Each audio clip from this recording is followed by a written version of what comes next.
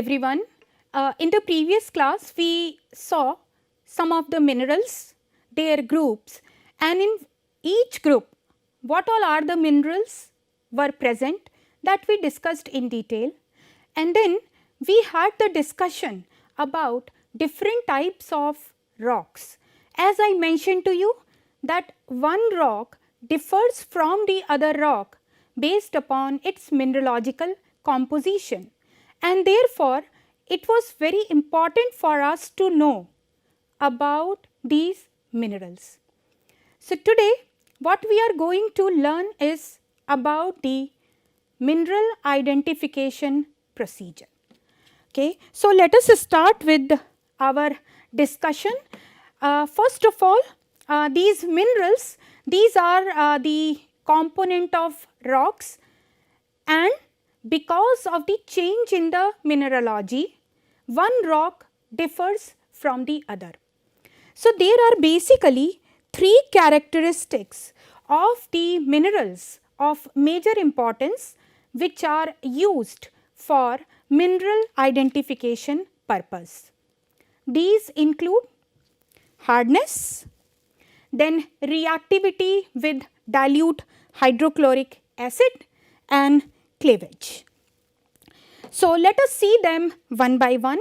So first we will discuss that how on the basis of hardness one mineral is different than the other.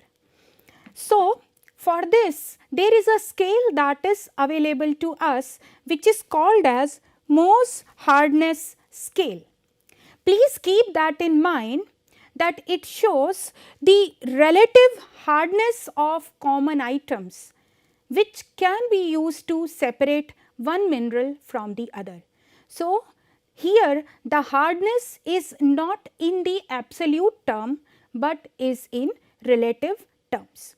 Now we need to use a knife blade which we will be using to separate the common harder mineral like quartz and feldspars from common other softer minerals which include calcite and dolomite.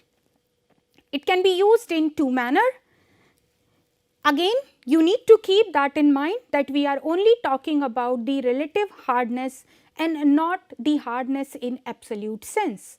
So we need to use the knife blade as a tool to attempt to scratch the mineral. That means we will take a knife blade and we will try to scratch the mineral. So there can be two categories. One will be in which the mineral can be scratched by the knife blade, or in the other case it will have no influence. Okay. Similarly, we can use the mineral itself to in an attempt to scratch the other mineral which we want to test. So again you see, if one mineral is more hard as compared to other mineral, the harder mineral will scratch the softer mineral. So that's how we will be able to get the relative hardness of the two minerals. Now here this figure shows the Mohs hardness scale. Again I am repeating, it is the relative hardness and not in the absolute sense, as here you can see that as against the name of some of the minerals, some numbers are written. It starts from 1, 2 and it goes up to 10. So when I say 1, that means most soft mineral, and when I go up to 10, then I say that it is the hardest mineral. Okay. So on that scale, all the minerals have been distributed on the basis of their relative hardness. Now take a look at this figure. Talc, which has the softness as 1, say the number has been given to 1. Now coming to the next dot, that is this one, you have gypsum which is harder than talc. Okay, and somewhere in between here you see this fingernail comes into picture. Okay, now as we go ahead, then at third number we have calcite. That means calcite's hardness is more than that of the gypsum and is more than that of talc. Okay, now in between gypsum and calcite we have penny. Okay, then the next mineral which comes in this series is fluorite, followed by apatite here, and then comes the orthoclase.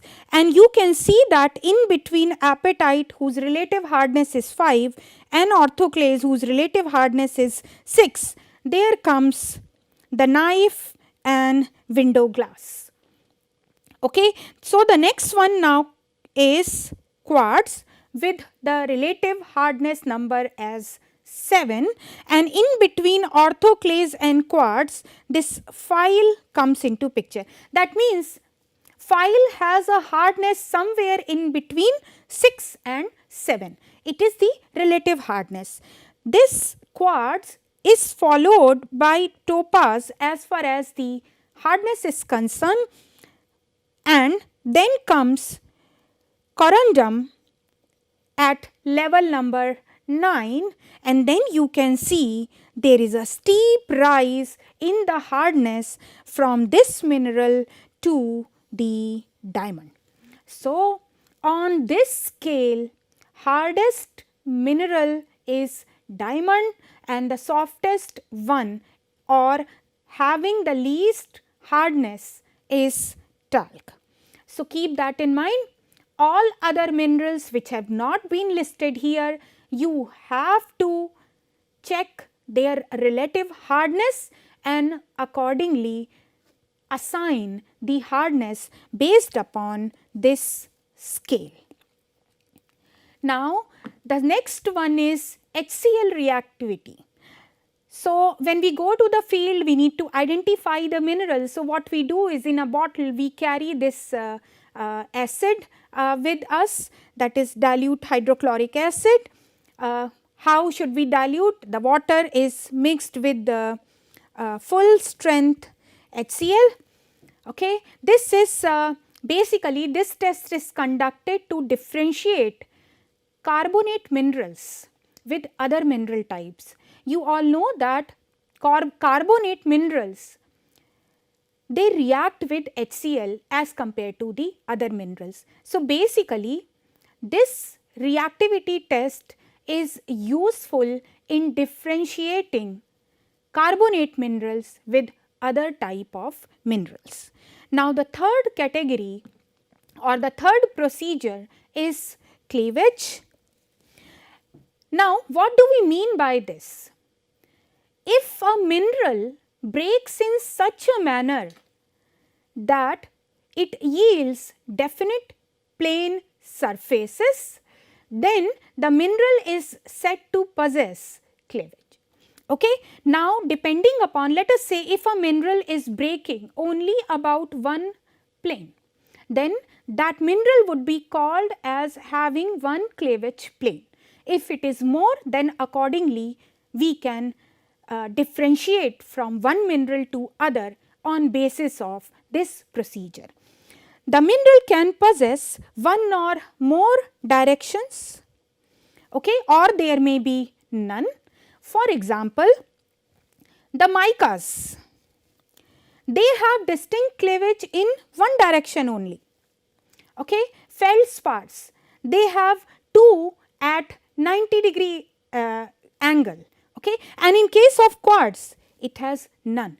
So, based upon whether they have any cleavage or not, or the number of cleavages that a mineral has, we can identify these minerals on the basis of these numbers.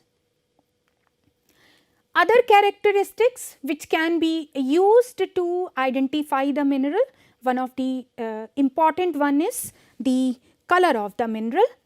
But then we need to keep in mind that this characteristic should be used as supportive rather than the primary evidence. The primary evidence should come from the earlier 3 procedures that have already been explained to you. The next one is mineral's ability to transmit the light. Now, depending upon the composition, crystallography, and there are few other factors, one mineral may be transparent, translucent, or opaque. That means transparent, everybody knows what do we mean by that. Translucent means it has the capacity to transmit the light. Okay. So, based upon the mineralogical composition, again we can use this property of the mineral for its identification. Now, here this table gives us the idea about some of the common minerals and their characteristic. Like for example, if we have pyrite, its hardness falls in the range from 6 to 6.5. No cleavage plane. As far as the other properties are concerned, it is brassy. It is also called as fool's gold. So, it gives you the appearance of the gold, but it is not.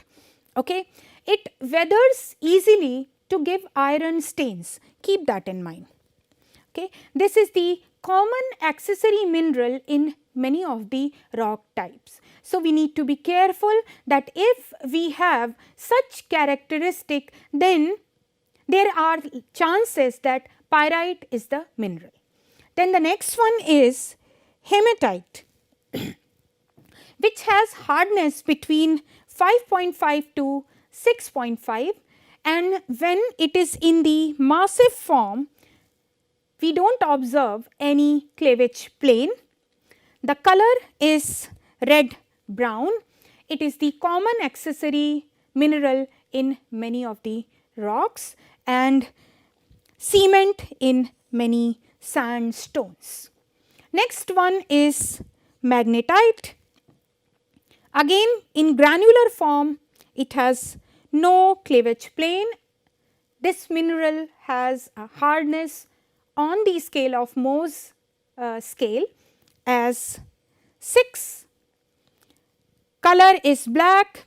It is magnetic, which is a very important property of this mineral, which identifies this mineral from rest of the other minerals. This is common accessory mineral in many rock types.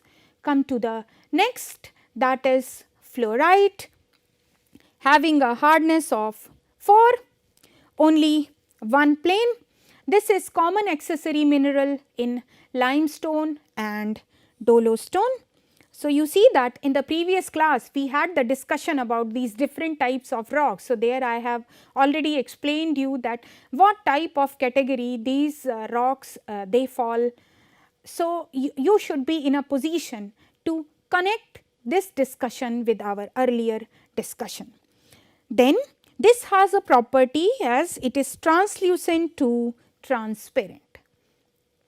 Next mineral under consideration is calcite, relative hardness 3, and see here 3 planes at 75 degree. It is very common and occurs in many rock types, and it is one of the chief mineral in limestone, and as far as its reactivity with hydrochloric acid is concerned, it has vigorous reaction. Next is apatite, having hardness of 5, it is having one plane. Then common mineral accessory in all the rock classes, that is igneous, sedimentary and metamorphic. Coming to the next one, we have gypsum here, hardness of 2, and see here 4 planes, out of which one is the perfect plane, and it is a common mineral, especially in case of limestones and shales, and it may occur in layers. The next one is quartz, and you can see that the hardness level is much higher than that of the gypsum, and no cleavage planes were obtained. This is very common mineral. It may occur in many rock types. It has a glassy appearance and translucent to transparent. It may be colored. It is very much resistant to weathering, and it is one of the chief mineral in sandstones. The next one, which has lesser hardness than quartz, is orthoclase, having a hardness of 6 with 2 cleavage planes at 90°. And in this one, the feldspar, it is very common in many rock types. Then it is white to grey to red pink in color. This is translucent to transparent, and cleavage separates it from the quartz. So, you see that in case of the quartz, there were no cleavages, but in this case orthoclase, there are these 2 planes. So, let us say if you have any confusion, then this particular characteristic differentiate quartz from orthoclase. Coming to the next one, that is the clay minerals, which is a group. We have seen that kaolinite, montmorillonite, illite, they all fall under this category. The hardness is in the range of 2 to 2.5, and there is only one plane. We all know that clay minerals are fine grained. These are often derived from weathering of feldspars. Montmorillonite has the characteristic of the swelling, and so whenever this montmorillonite is present in the clay, that clay exhibits swelling characteristic. What does that mean? That when the water is added to such clay having montmorillonite mineral, it expands in volume. Okay, the volume expands, volume increases. Illite is the common clay mineral in many of the shales. Then the next one is muscovite. This is, if you can recall, this is related to the minerals having mica. So, 2 to 2.5 on the scale of Mohs hardness scale with one cleavage plane. And there exists a perfect cleavage plane which allows splitting into thin, clear and transparent sheets.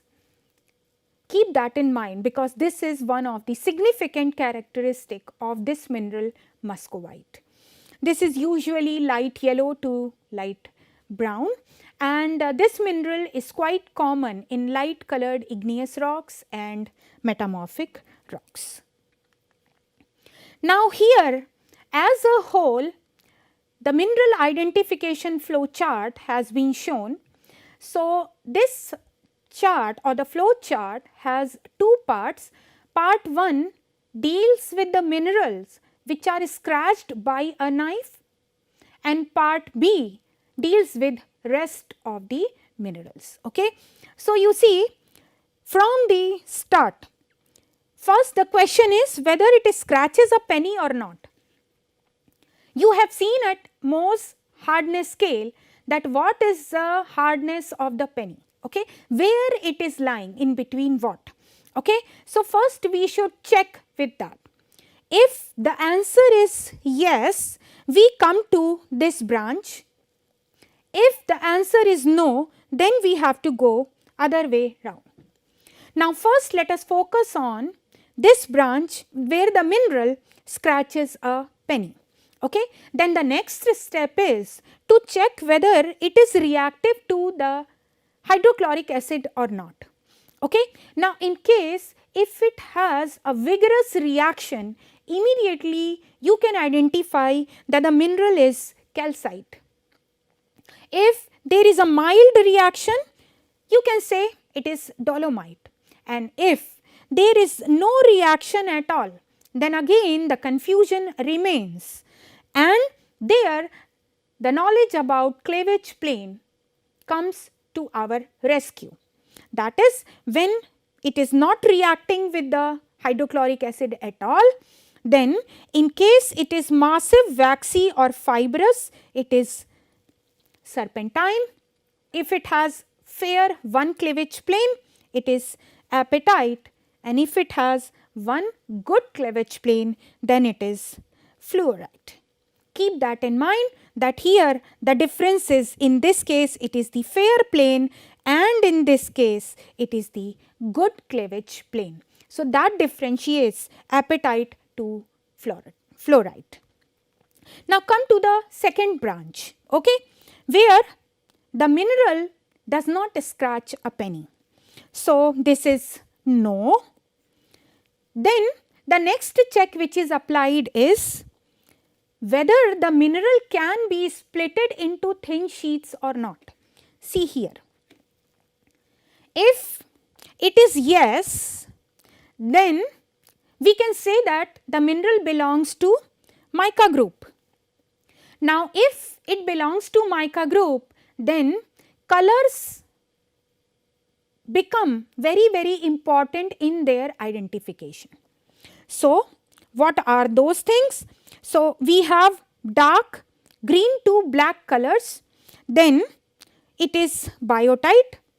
If it is light or pale color, then we need to go ahead that whether these sheets in which this material can be splitted into, whether those sheets are flexible and elastic, then it is muscovite.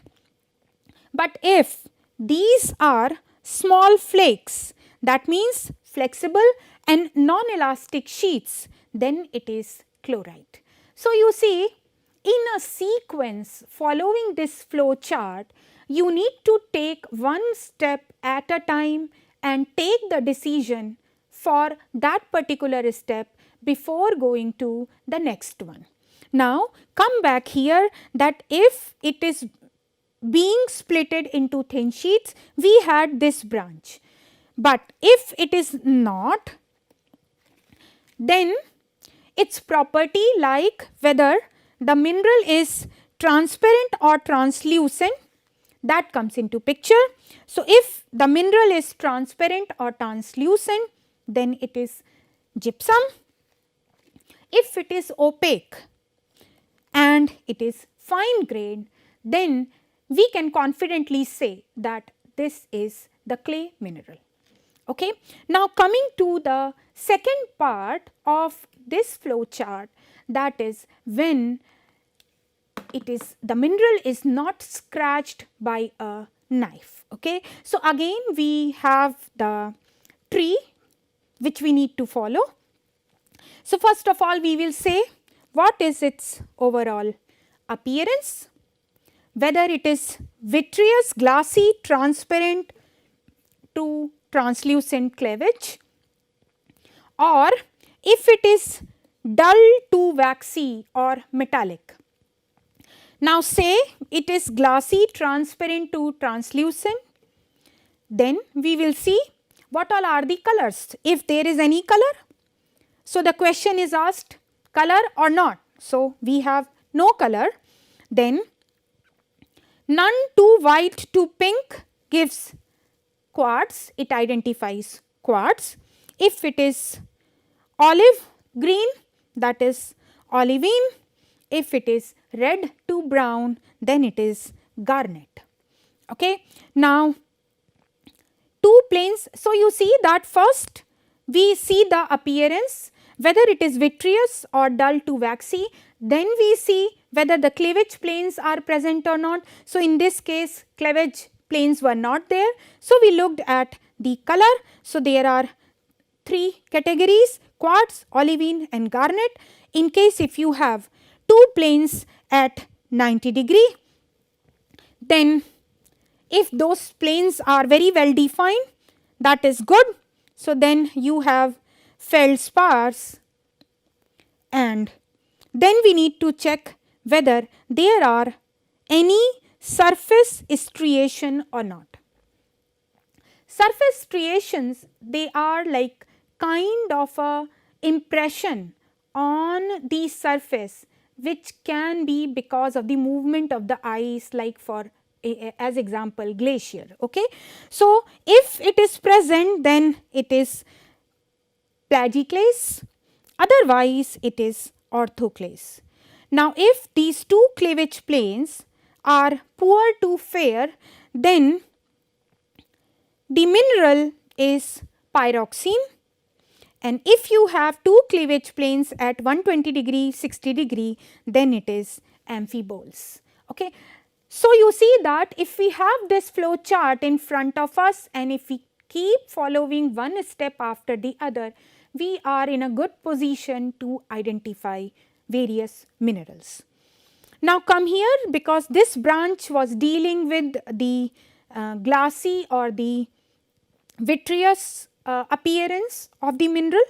Now, in case if it is dull to waxy or metallic, then the next step comes here as the question is whether it is magnetic or not.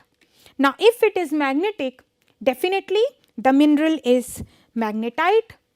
If it is not, then again the problem is I cannot identify. So, again there are three branches. First one deals with waxy conchoidal fracture, then it is chert. Second one is rough uneven surface. So, again if it has rough uneven surface, then we have to take the help of the color of the mineral. If it is from red brown to black, it is hematite. If it is dark tan to bright yellow color, then it is limonite. If the appearance is, or if the appearance is dull, it is not magnetic, then if it has a look of brass, then it is the pyrite mineral. Okay. So, you have these flow charts. Using these flow charts, follow each and every step that has been given starting from the top to go along these branches of this flow chart, and you will be able to identify various minerals. Now, I would like to give you the idea. We have discussed about it. Now, let us see one by one that how these minerals they look. So, you see this first figure gives us the idea about how the mineral chert looks like. As I mentioned, it is waxy and conchoidal fracture or the cleavage plane, which is evident from this figure. Okay. Then the second one is the mineral quartz. Okay. So, it has the hardness on the Mohs scale of 7, then it has white to pink color. So, you can see that this figure is showing the mineral quartz. Now, come to the next one, that is the mineral plagioclase. Here, as I mentioned, that there are two cleavage planes at 90 degree, and you can see the surface striations. As I mentioned, striations, they are any number of scratches or parallel grooves on surface of a rock, and these can be as a result from action of moving ice as that of a glacier. So, you can see that here these are there, okay, that surface striations they are present. Okay. Now, look at this mineral orthoclase. Again here there are two cleavage planes at 90 degree, but there is an absence of surface striation. Okay. So, this surface striation, it differentiates between these two minerals, plagioclase and orthoclase. Coming to the next four type of the mineral. So, the first one here is hornblende. Okay. This is a kind of, you can see that it is dark colored amphibole mineral. So, in this case you have two cleavage plane at 120 degree and 60 degree, and then the next one is demineral calcite. It can be scratched by a knife and it has vigorous hydrochloric acid reactivity. So, keep that in mind. The moment you have such type of reactivity with respect to HCl, then immediately we can identify that the mineral may be calcite. The next one is muscovite. As the figure, from the figure also, it must be clear to you that this can be splitted into thin sheets, and these are flexible elastic sheets. Okay. Now, have a look at the biotite. This is darker in color as compared to muscovite. This also can be splitted into thin sheets. So, today we learnt about the procedure that one can adopt for identification of the mineral. What all are the three major procedure which are there. Then we saw the two flow chart based upon this procedure and how to identify the mineral. Okay. And then I gave you, with the help of some photographs, I gave you the idea that how a few typical minerals they will look like. Now, in the next class we will be discussing some aspects related to various rocks which are present. With the help of these flow chart, similar flow chart, we will try to identify different types of rocks, and then we will see some typical rocks and their appearance. Thank you very much.